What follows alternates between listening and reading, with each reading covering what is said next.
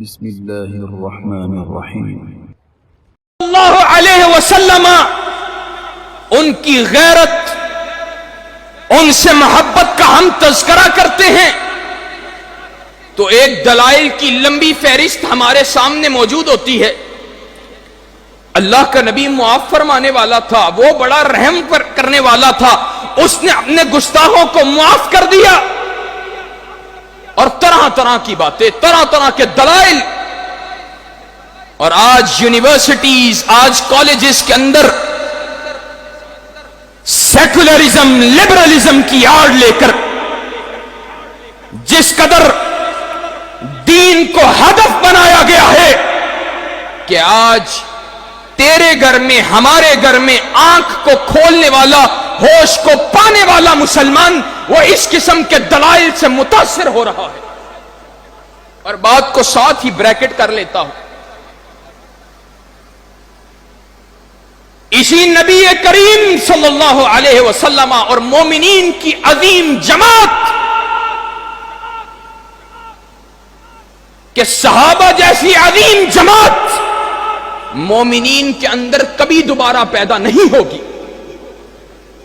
ویسی عظیم جماعت اس کو بھی تان کا نشانہ بنایا گیا۔ اور اس سال پاکستان کے تمام فرنٹ لائن ٹیلی ویژن ان میں رمضان ٹرانسمیشن کے نام کے اوپر جن پروگرامز کو منعقد کیا گیا، ان پروگرامز، ان کے اندر روافظ اور ان کے ایجنٹ وہ سیدنا امیر معاویہ رضی اللہ تعالی عنہ ان کی اہانت کرتے رہے، ان کے حوالہ سے شکوک و شبہات پیدا کرتے رہے، اور امت مسلمہ سے تعلق رکھنے والا کوئی شخص اٹھ کر وہ یہ بات کہنے کی جرت حاصل کیے ہوئے میدان میں کھڑا نظر آیا کہ ہم علی المرتضی رضی اللہ تعالی عنہ جو اہل سنت کے دل کی دھڑکن بھی ہیں، ہمارے سر کا تاج بھی ہیں، ان کے مقابلے پہ سیدنا امیر معاویہ رضی اللہ تعالی عنہ کو آنے کی وجہ سے تان کرنا حق بجانب سمجھتے ہیں۔ یعنی معاذ اللہ۔ اور آج صرف 3-4 دن قبل یا شاید 2 دن قبل جہلم میں بیٹھا ہوا رافضیت کا ایجنٹ وہ یہ بات کہتا ہوا نظر آیا، اور تجھے جرت حاصل ہوئی، ہمیں لوگ کہتے ہیں وہ گستاخی نہیں کرتا ہے، وہ بار بار یہ بات کہتا ہوا نظر آیا کہ کون ہے جس نے بدعت کا آغاز کیا فطرانہ کے اندر۔ سب سے پہلے بدعت کا آغاز کرنے والا وہ امیر معاویہ ہے رضی اللہ تعالی عنہ، معاذ اللہ۔ صحابی رسول کے بارے میں اس انداز سے گفتگو کرنا یہ اسی مرزا جہلمی کا کام ہے۔ اور نتیجتاً ہمارے بعض سادہ لو مسلمان، سادہ لو بھائی وہ یہ بات کہتے نظر آتے ہیں، جناب کیا ہو گیا ہے؟ اور وہ خود یہ بات کہہ رہا ہے، کہا میں نے اگلے کے سامنے دلیل رکھی، میں نے کہا آپ حق بات بیان کیوں نہیں کرتے؟ تو جواب میں کہتا ہے، وہ اہل حدیث عالم جواب میں مجھے کہتے ہیں ہم صحابہ کے بارے میں بات نہیں کرتے۔ آگے سے مرزا جہلمی کہتا ہے اور صحابہ کیوں کہہ رہے ہو؟ ایک آدمی ہے، سنگولر صیغہ استعمال کرو، جمع کا کیوں بولتے ہو؟ یعنی معاذ اللہ وہ صحابہ کرام رضوان اللہ علیہم اجمعین، ان کے اندر سے ایک جلیل القدر ہستی امیر معاویہ رضی اللہ تعالی عنہ کی اہانت کو، ان پہ تان کو کوئی بات سمجھتا ہی نہیں۔ آج کیا وجہ ہے؟ ہمارے اندر وہ غیرت و حمیت موجود نہیں، جو غیرت و حمیت آسمان والے رب نے مخلوق کے ساتھ نازل کی ہے، مخلوق کے اوپر نازل کی ہے۔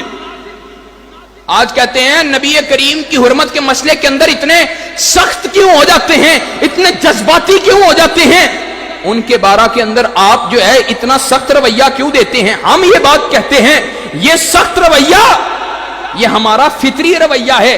اللہ کے نبی صلی اللہ علیہ وسلم کی پہچان تو اللہ رب العزت نے جانور اور کائنات کی ہر مخلوق کے اندر نازل کی ہے، اور یہ بات بھی اہل حدیث کا فرزند ہوں، اپنی طرف سے نہیں کہہ رہا۔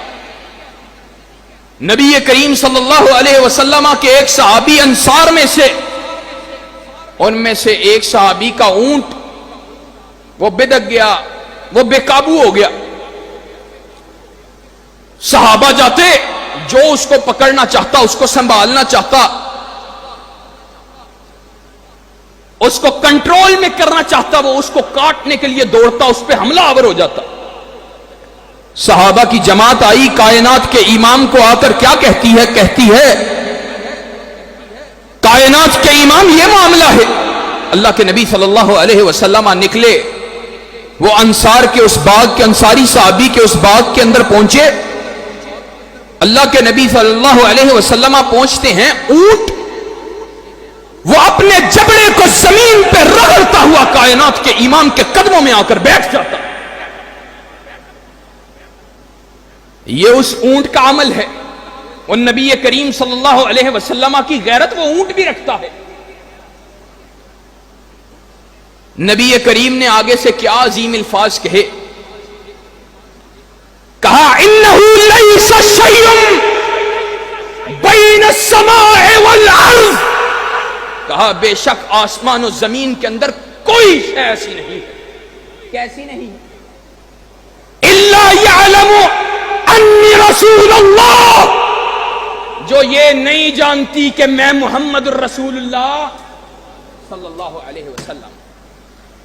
یعنی آسمان و زمین کے اندر کوئی مخلوق ایسی نہیں ہے جو یہ نہ جانتی ہو کہ میں محمد الرسول اللہ ہوں صلی اللہ علیہ وسلم۔ آگے الفاظ کیا کہے، الا عاصی الجن والانس، سوائے نافرمان جنوں اور انسانوں کے۔ آج انسان کہیں تو نافرمان انسانوں میں سے تو نہیں ہے کہ تجھے محمد الرسول اللہ صلی اللہ علیہ وسلم کی کوئی غیرت نہیں رہی۔ اور نبی کریم صلی اللہ علیہ وسلم آج کہتے ہیں، نبی کریم صلی اللہ علیہ وسلم کی حرمت اگر کوئی اللہ معاف کرے فریڈم آف ایکسپریشن کے نام پہ کر رہا ہے، آپ اس کے مطابق چلیں، ان کی سنت پہ عمل کریں، یہی کافی ہے۔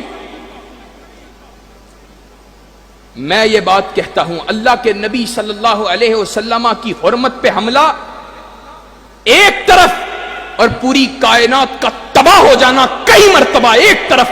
اللہ کی قسم، پوری کائنات کا کئی مرتبہ تباہ ہو جانا وہ نبی کریم صلی اللہ علیہ وسلم کی اہانت سے چھوٹی بات۔ اور میں بات دلیل کے بغیر نہیں کر رہا۔ کائنات کے امام نے ایک مسلمان، اس کی عزت و عظمت کیا بیان کی ہے؟